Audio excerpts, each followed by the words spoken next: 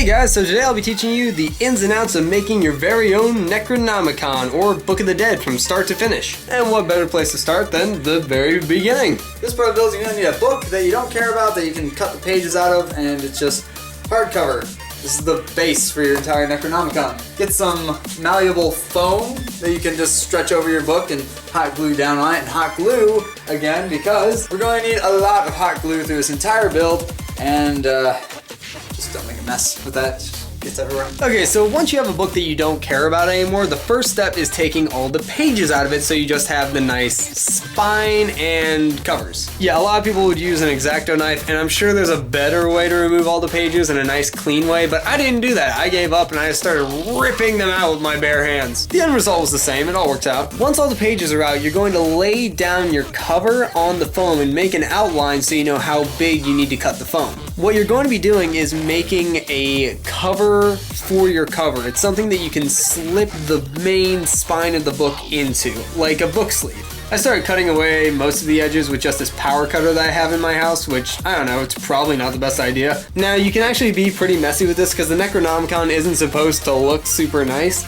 but as long as the end result is you have foam that will lay over the book very nicely and it will cover it up, you've done what you need to do. Now that we have the main cover of our book, what we're going to do is we're going to lay a bunch of extra foam that we've cut in the same size as the front cover over the front cover so we can build it up, you know, so we can dig into it and really carve a spooky face into it. Once you have all your layers of foam ready, you should actually draw your spooky face on the book so you know where you're going to be cutting. This is just the design I went with, and it's trying to look kind of like the book from Evil Dead. Now we whip out our scissors and just start digging into it. You gotta carve this thing out. You got a bunch of layers of foam on there, hopefully, and the end result should be these nice, deep, textured holes on the cover of your book, and it should look nice and spooky. Everything that you need from a Book of the Dead. So we got the base. Now we're going to put on some shrink wrap. And I don't know if this is the best option. I'm sure there's other things you can do. I went with shrink wrap because it was cheap. So cover the whole thing up in shrink wrap,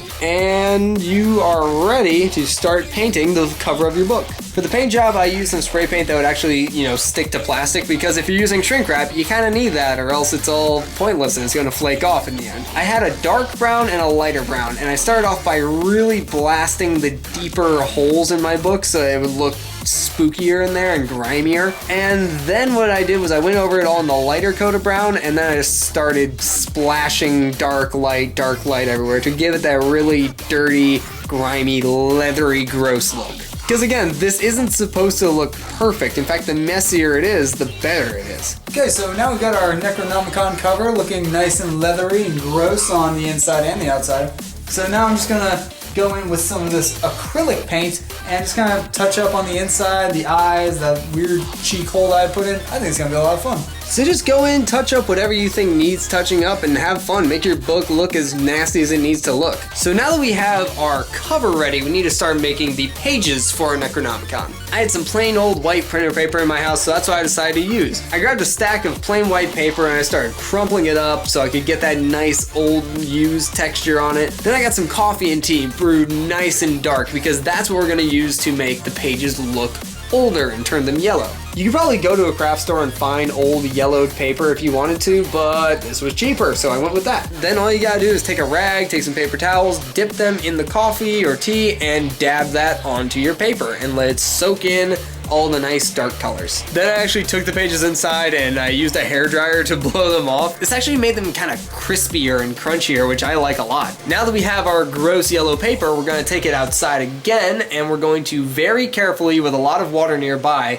light the edges on fire so it looks like this thing has been to hell and back. And so now you have your gross, burned up, crispy old cursed paper. You're gonna take them together in nice clumps, you're gonna fold them together into a bunch of little profiles, and you're going to staple them together. Now once you have a bunch of little pamphlets of paper all put together, what you're going to do to actually stick them in the book is take a old scrap piece of fabric that is cut to fit the spine of the book. You're going to hot glue all the little portfolios onto this piece of fabric so that they will be stuck on it and they can open and close. And once that's done, you take your fabric covered pieces of paper and you stick that piece of fabric right on the spine of the book, trim it up so it looks nice, and you are done. You have your Necronomicon. You can feel free to write any old spells or random journal entries in it that you want.